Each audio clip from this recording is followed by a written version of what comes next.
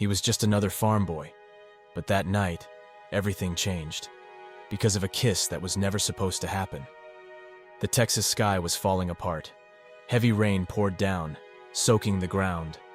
And Jack's thoughts. He'd been up since sunrise, like always. The smell of wet soil, the restless sound of horses in the barn, everything seemed normal. But something in the air felt different. He could feel it in his bones. It was nearly dark when he started putting the tools away in the barn. He thought he was alone. Then he heard it. Soft footsteps, quick and hesitant. He turned slowly, expecting to see another ranch hand. But it was her. Rilary. Her hair was plastered to her face from the rain. Her dress clung to her body. And that look in her eyes, full of something he couldn't quite name. Anger? Fear? Desire? Jack froze. "You shouldn't be here," he said under his breath, his throat dry, heart pounding. She didn't answer. She just kept walking toward him, slowly. And before he could even understand what was happening, she kissed him. Fast, wet, intense. It was like time stopped. The world disappeared. There was only that moment. Her lips on his. The rain crashing outside. His chest about to explode. When she pulled away, they both stood there, stunned, staring at each other, lost for words. "If anyone finds out, we're screwed," she whispered, her voice shaking.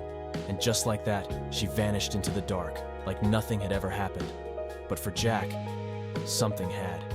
He stood in the middle of the barn, frozen, his lips still tingling, his whole body trembling, and one burning thought in his chest. Nothing would ever be the same again. Jack didn't sleep that night, not even close. He lay in his narrow bed, staring up at the wooden ceiling, rain still pounding the tin roof above like a drum in his chest. The scent of hay still clung to his clothes, but all he could feel was her, Rilary. That kiss, that damn kiss. He kept replaying it in his head like a broken record. Her lips on his, the way she looked at him right before, like she was about to do something reckless, and didn't care about the consequences. The next morning, everything looked the same on the surface. Fresh bread on the table, boots stomping through muddy floors, the usual talk about cattle and weather. But for Jack, the whole world felt off. Distant, like he didn't quite belong in it anymore. Then she walked in. Rilary, hair dry now, pulled back in a braid. A soft blue dress, calm, composed, like nothing had happened. Jack watched from across the room. His hands were still dirty from the fields. He couldn't meet her eyes, but he felt them, like fire on his skin. They didn't speak, not a word. The whole day they danced around each other, avoiding touch, avoiding looks. But everything unsaid was louder than anything they could have spoken.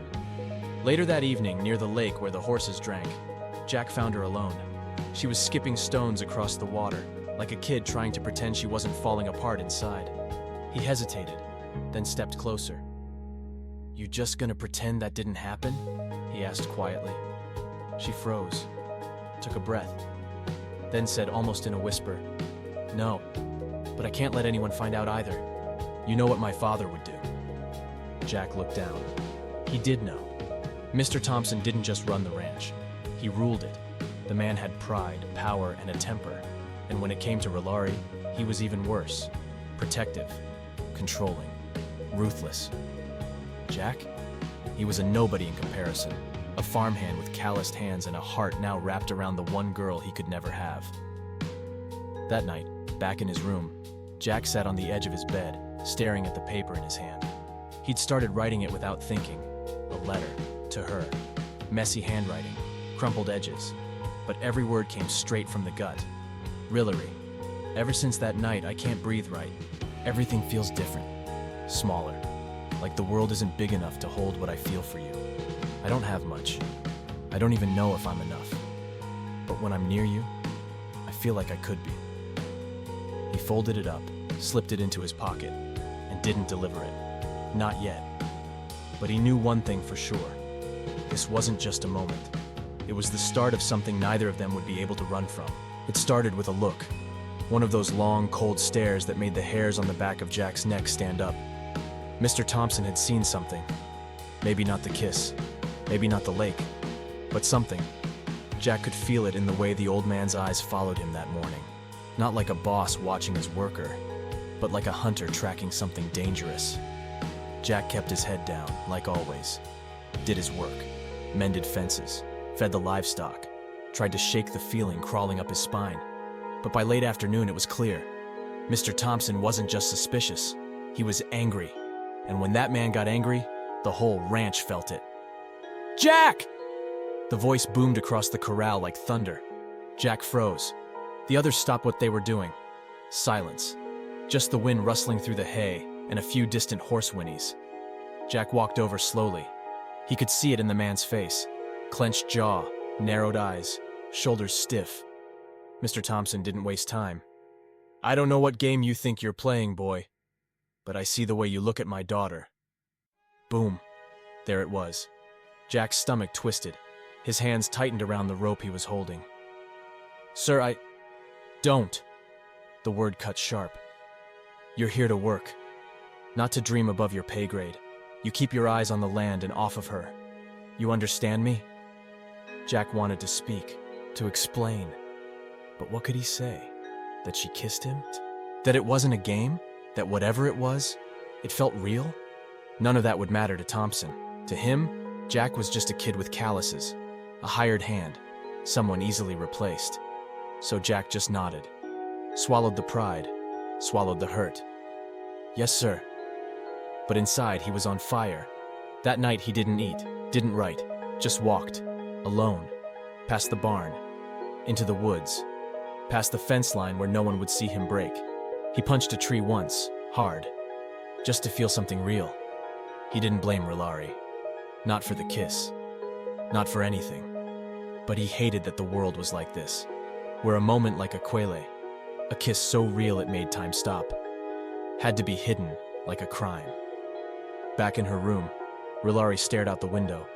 She'd heard the argument, her father's voice echoing across the ranch. Her chest ached.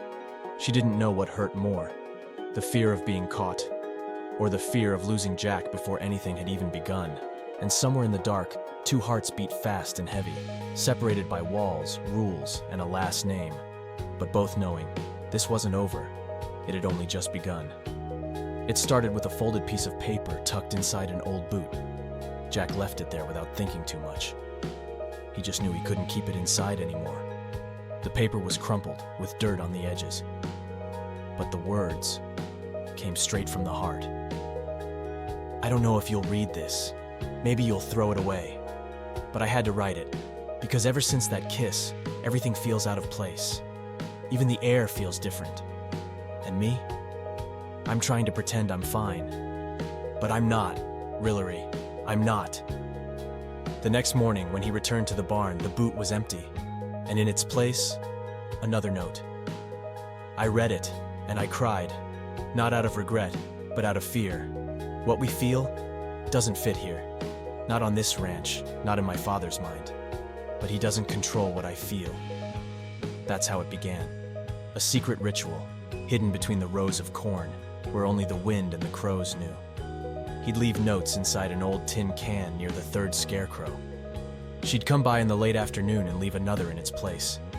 No one suspected a thing. It was love in scribbles, simple words, crooked lines, but with a depth that made their chests ache. Jack wrote at night, by lantern light, sitting in the barn with crickets as his soundtrack. Rilary wrote hidden in her room, always afraid her mother would walk in. "Last night I dreamed of you. We were running through the cornfields like kids, and no one said it was wrong. I wish I were the wind, just to touch you without fear. If my father knew what I feel, he'd lock me away. But if I have to choose between obeying or feeling, I choose you." Jack read every word like it was a map, a way out of the pain, out of the small world that had always told him where he belonged. But now, with her, he began to wonder, what if his place was by her side? Days passed, and the more they wrote, the deeper they fell. No touches, no kisses, no meetings, just words. But they were enough. Until one day, something went wrong. The letter Jack left wasn't answered. The can was empty. No reply. No sign. And inside his chest, doubt grew. Did someone find out? Or worse, did she give up? Jack didn't sleep that night. He sat in the barn, the unanswered letter still in his pocket. The same letter Rilary hadn't replied to. Her silence hurt more than any rejection. Deep down, he tried to tell himself it was nothing. Maybe she'd been busy. Maybe something came up. But there was a knot in his chest that wouldn't go away. And he was right to worry. That morning, on the front porch of the main house, Rilary's mother, Catherine, appeared holding a crumpled piece of paper in her hand. Her face was pale, her eyes a storm of confusion and fear. She walked inside without a word.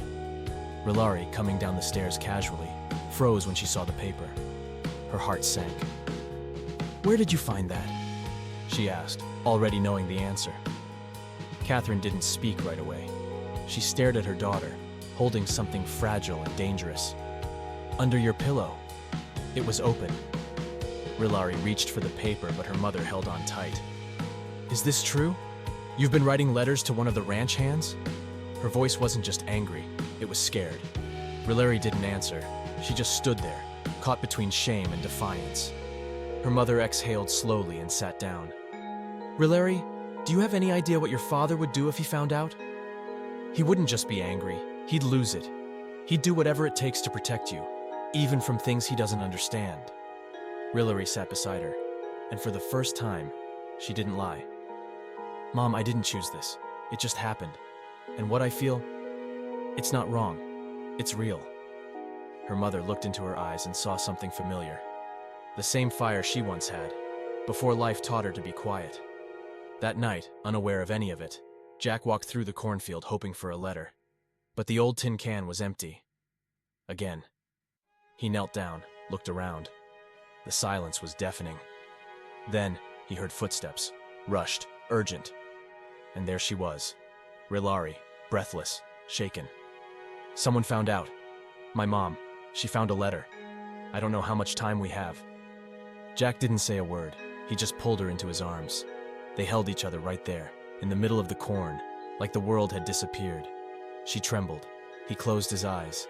And in the middle of fear, of risk, of everything falling apart, there was one thing no one, not even her father, could take away: the truth of what they felt. But now, they both knew. Time was running out. The next morning, Mr. Thompson's black pickup truck pulled out of the ranch early. In the back seat sat Rilary, suitcase on her lap, eyes locked on the window, silent. Her father didn't explain much, just said it was for the best. That this distraction had to end before it brought shame to the family. Her mother tried to argue, but Thompson was firm, unyielding. Rilary was being sent to her aunt's house in Austin, until things cooled down. Jack watched it all from a distance, hidden between the barns. He saw her glance through the window, eyes glassy, searching for him. But he couldn't move, couldn't run to her. He just stood there, heart shattering with every second. And when the dust settled on the road, everything felt quieter, heavier. Weeks turned into months. Jack kept working, quieter, tougher, more distant. His hands still strong, but his gaze hollow. Sometimes he returned to the cornfield, not to leave letters, just to remember the smell, the hidden laughs, that first trembling note he ever wrote her. And Rilary, far away in the city, tried to adjust to the noise, the lights, the routine. But the sound of traffic couldn't drown out the silence Jack had left behind. She wrote letters she never sent. He dreamed of her on the hottest nights, two hearts beating at different rhythms, but somehow still in sync. A love caught in time, split by distance, crushed by fear, but still alive, because when it's real, not even silence can kill it. 5 years. That's how long it had been since Rilary left. The ranch had changed. Some faces were gone, others older. But Jack was still there. More of a man now, his face tanned and weathered by the sun, his body stronger from years of hard labor. But his eyes, they still carried that emptiness from the day she disappeared. Nobody spoke of what happened anymore. Like time had buried that story under the dirt along with so many others. But his heart, never forgot. That September afternoon, the sky was clear. The smell of dry earth hung in the air, a light breeze brushing through the fields. Everything felt normal, until the truck came back. Jack was by the corral, changing a horse's shoe when he heard the engine. He looked up and froze. The door opened, and then she stepped out. Rilary. She wasn't the same girl who left. Her steps were firmer now, her clothes simple but elegant, her hair pulled back in a way that showed the woman she had become. But when her eyes found his, everything came rushing back, like time had just paused, not passed. She smiled, small, hesitant, a smile filled with longing and ache. Jack couldn't move. He stood there, sweaty, hands covered in mud, and heart racing like the first time. Later that evening, they met in the old barn, the same place where everything began. She leaned against the doorframe, looking around slowly. "Still smells the same," she said, almost to herself. Jack wiped his hands on a cloth, took a deep breath. "Thought you weren't coming back." She looked at him, serious. "Coming back was always the plan. I just had to find the courage." A pause, heavy, thick with history. "And now?" he asked. "You found it?" Rilary stepped closer, stopped just in front of him. "I did, and I'm here to fight for this, for you." Jack lowered his head. A single tear slipped down. The strong, hardened man, finally letting go. Because in that moment he knew she was back, and this time she wasn't leaving. The sun was setting behind the golden fields of the ranch, painting everything in shades of orange farewell. But that night, something was being born. Rilary stood on the porch of the main house. Her father, older now, shoulders slumped, eyes tired, watched her in silence. He was no longer the unyielding man he once was. Time, and maybe regret, had softened him. She took a deep breath. "Dad, I need to say something." Mr. Thompson nodded slowly. He waited. "For years I tried to bury what I felt. I did what you asked. I stayed away. I stayed quiet. But I never forgot Jack. And now, I'm back. Because I won't live a life that isn't mine anymore." He closed his eyes for a second. When he opened them, something had changed. Not anger, not resistance, but pain. And maybe the ache of a father who had lost a daughter trying to protect her. "Do you still love him?" he asked. Rilary didn't hesitate. "With everything I am." Silence. And then, surprising even himself, Mr. Thompson murmured, "Your grandfather fell in love with a farm girl, too. His family didn't approve. He ran away with her. They built this ranch together." She was speechless. He continued, "I forgot that. Spent years trying to protect you. And in the end, I was just repeating the same mistakes that once hurt me." He looked her in the eyes. "If he loves you, and you love him, then go. Go live your life, before it's too late." It was the first time Rilary cried in front of her father without needing to hide it. That night, under the starlit Texas sky, she ran to the barn where Jack was putting away tools. He turned at the sound of her footsteps, and she embraced him like time had never passed. They didn't need words, because in that hug were all the letters never read, all the kisses never shared, all the years that had hurt. This time, it was different. They were free. And there, in the middle of the fields, between the scent of hay and the quiet glow of stars, two hearts found their way back to each other. No fear, no guilt, no chains. Because love, when it's real, always finds its way back. Time went by. Jack and Rilary built a life that was simple but full of meaning. They stayed on the ranch, now with the old house restored, and the fields, once filled with silence, now echoed with laughter and the voices of children. Their love, which began with hidden notes, now bloomed in broad daylight. But every afternoon, Jack still walked out to the third scarecrow. The old tin can was still there, tied between the dry corn stalks, rusted, forgotten by the world, except by him. That was where it all started, where he learned that loving wasn't just about feeling, it was about having courage. One day, he brought his 5-year-old son out to the scarecrow. "What's in there, Dad?" the boy asked, curious. Jack knelt down, gently opened the can, and showed him one of the old notes, yellowed with time. Inside this can is the most valuable thing I've ever had. Words. Words that changed my life. The boy didn't fully understand, but he smiled, the kind of smile only a child can give. Rilary watched from a distance, and in that moment she understood. They hadn't just survived the past, they had built a new future from it. And if someone passed by that ranch on a quiet evening and looked out across the field, they might see a man and a boy standing by an old scarecrow. They'd never guessed the story that place held. But there, among the scent of earth and the warmth of the setting sun, there was a signal, a reminder that love, when it's real, survives time, fear, and distance, and becomes root.